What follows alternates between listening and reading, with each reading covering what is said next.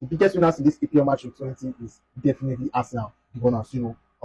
They defeated the disciplined, a stubborn Aston Villa team, and then they won against Bournemouth. Now they are 6 points clear away from Arsenal, pulling away from the rest of the pack. The implication of this result, the implication of match in 20, we have 18 matches to go. Over the course of this season, Arsenal has stayed, on the top of the tree for most part of this season. You get, and as the season goes on, as the matches goes on, as the weeks come by, it's beginning to appear that this season is definitely going to be Arsenal's season of redemption.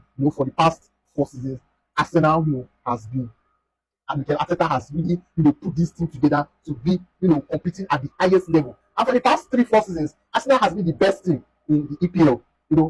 To calculate the points tally they've gotten for the past 3 seasons and this season, Arsenal are on top ahead of Manchester City and Liverpool. That shows the work Mikel Arteta put in. That shows the work ethic of this Arsenal side. Very brilliant players. And for Manchester City and Pep Guardiola, it's not the end. We know how Pep Guardiola, can be very dubious when it comes to, the EPL race. He can be behaving as if, he still might be dropping points now. And at the end, you see him when he's getting to, 7 matches to go, they pick up form and then they'll come and, pass this Arsenal team. But I don't think it's going to happen this time. This is the period where Manchester City always put on those long runs. But this Manchester City, I'm seeing, they are faltering. And I kept saying that they were going to be the first to drop points before this Arsenal team, and it happened as I prayed.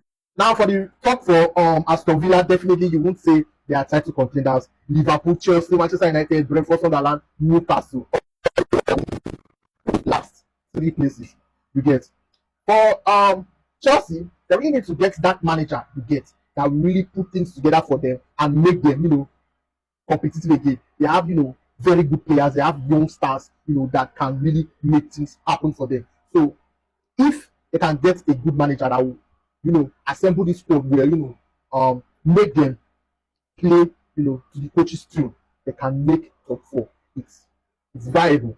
For Liverpool, at some point we were thinking they were going to struggle to get into this top 4, but now they have shown that, even with all their troubles, even with all their frailties, they can, start putting wins together. And I think, they are going to be there. They are going to be in this top 4 position, when it comes to the end of the season. For Manchester United, they are really missing a lot of players.